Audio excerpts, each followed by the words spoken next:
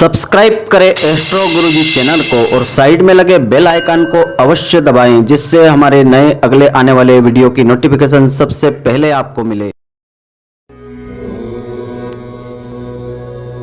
तारे सितारे एवं ग्रह नक्षत्र बदलते हैं अपनी चाल और एस्ट्रो गुरुजी बताते हैं आपकी जन्म राशि का हाल।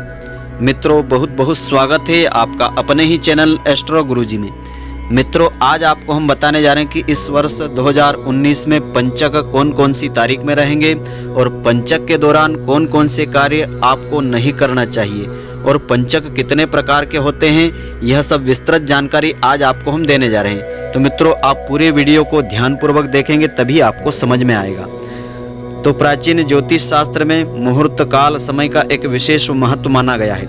मुहूर्त में ग्रह नक्षत्रों की स्थिति की गणना के आधार पर किसी भी कार्य के लिए शुभ अशुभ होने पर विचार किया जाता है। तो ज्योतिष शास्त्र की मान्यता के अनुसार कुछ नक्षत्रों या ग्रह संयोग में शुभ कार्य करना बड़ा ही उत्तम माना जाता है, वहीं कुछ नक्षत्रों में कोई विशेष कार्य करने की मनाही बताई गई है। तो धनिष्ठा नक्षत्र, शतभिषा, पूर्वा भाद्रपद, उत्तरा भाद्रपद एवं रेवती भी ऐसे 5 नक्षत्रों का एक समूह है। तो धनिष्ठा के आरंभ होने से लेकर के रेवती नक्षत्र के अंत का जो समय है, यह काल है पंचक कहलाता है। तो ज्योतिष शास्त्र के अनुसार 5 प्रकार के पंचक होते हैं। इनमें कौन कौन से कार्य हमको करना चाहिए, कौन से कार्य से हमको शुभ फल की प्राप्ति होती है और कौन से कार्य से अशुभ फल हमको प्राप्त होते हैं। तो सबसे पहला है रोग पंचक। रोग पंचक का जो आरंभ है रविवार से होता है। तो रविवार से आरंभ होने वाला पंचक रोग पंचक कहलाता है। इसी के प्रभाव से 5 दिन शारीरिक मानसिक परेशानियां वाले यह दिन होते हैं। तो इस पंचक में किसी भी तरह के शुभ कार्य हमको नहीं करना चाहिए। इस तरह के मांगलिक कार्यों में भी यह पंचक अशुभ माना जाता है। अगला है राजपंचक।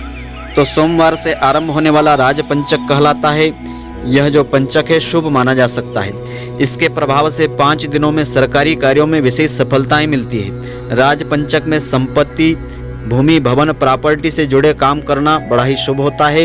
इनमें विशेष सफलता इस पंचक में मिल जाती है। अगला पंचक है अग्नि पंचक।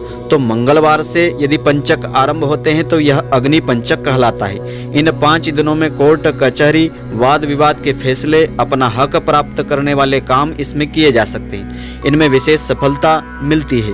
इस पंचक में अग्नि का विशेष करके भय होता है। यह पंचक जो है अशुभ माना जाता है। तो इस पंचक में किसी भी तरह का निर्माण कार्य, औजार, मशीनरी कामों की शुरुआत करना बड़ा ही अशुभ माना जाता है। इनसे नुकसान हो सकता है। अगला पंचक है मृत्यु पंचक। तो शनिवार को आरंभ होने वाला पंचक जो है मृत्यु पंचक कहलाता है। तो जैसा कि नाम से ही पता चलता है कि अशुभ दिन से आरंभ होने वाला यह पंचक मृत्यु के बराबर परेशानी को देने वाला होता है। तो इन 5 दिनों में किसी भी तरह के जोखिम भरे कोई बड़े कार्य हमको नहीं करना चाहिए। इसके प्रभाव से विवाद, चोट लगना, दुर्घटना आदि होने का बड़ा खतरा बना रहता है। अगला पंचक है चोर पंचक। तो शुक्रवार को आरंभ होने वाला चोर पंचक कहलाता है। तो ज्योतिष शास्त्र के अनुसार इस पंचक में यात्राएं करने की मनाही बताई गई है। तो इस पंचक में लेन देन, व्यापार और किसी भी प्रकार के बड़े सौदे करने से बचना चाहिए और मना किए गए कार्य को करने से धन की हानि होती है, आर्थिक संकट इससे बढ़ जाता है, कर्ज की स्थिति इसमें बन जाती है। इसके अलावा बुधवार और गुरुवार को सोमवार और मंगलवार के पंचक को माना जा सकता है। तो हमारे वैदिक ज्योतिष शास्त्र में 5 नक्षत्रों के विशेष मेल से बनने वाले योग को पंचक जिस प्रकार से कहा जाता है। जब चंद्रमा कुंभ और मीन राशि पर रहता है तो उस समय को पंचक कहा जाता है। चंद्रमा एक राशि में लगभग 2.5 दिन तक रहता है।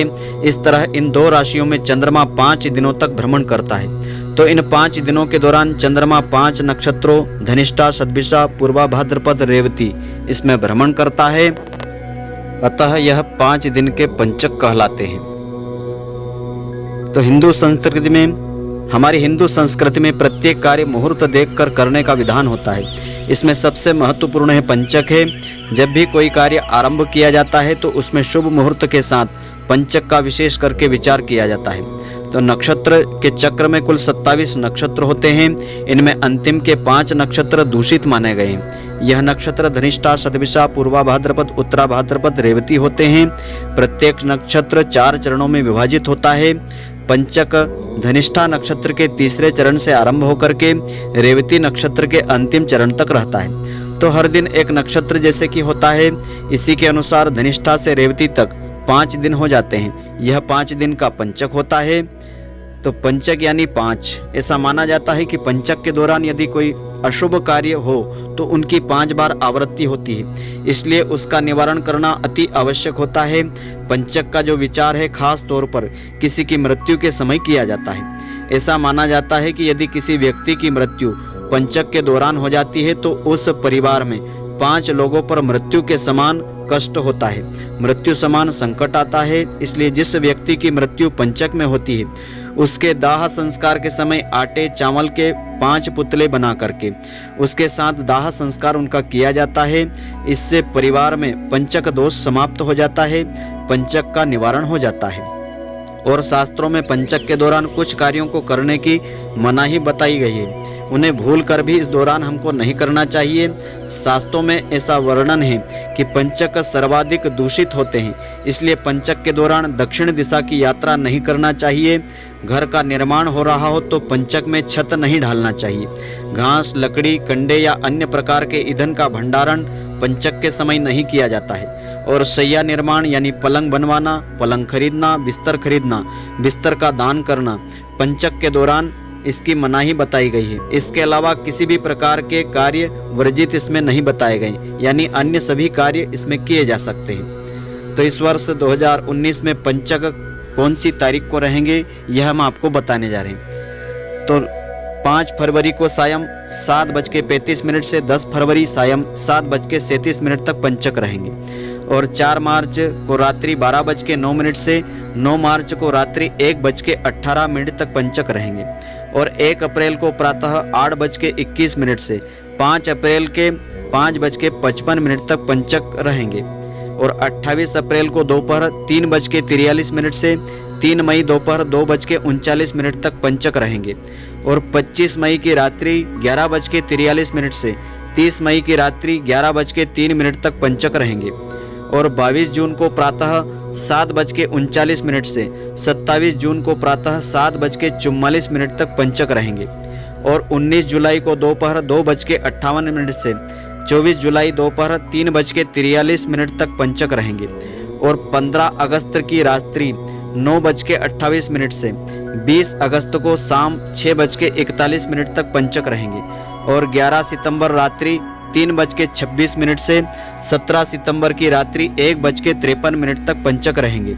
और 9 अक्टूबर को प्रातः 9:39 से 14 अक्टूबर को प्रातः 10:21 तक पंचक रहेंगे।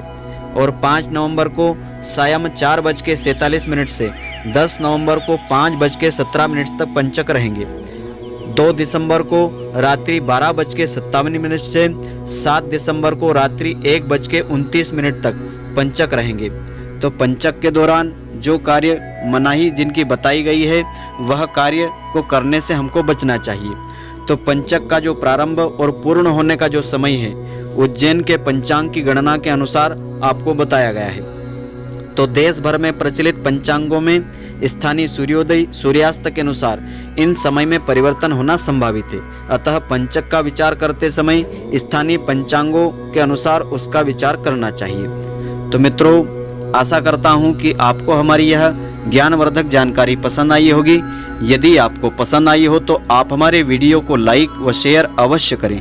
धन्यवाद। जय श्री कृष्ण मित्रों, फिर मिलेंगे।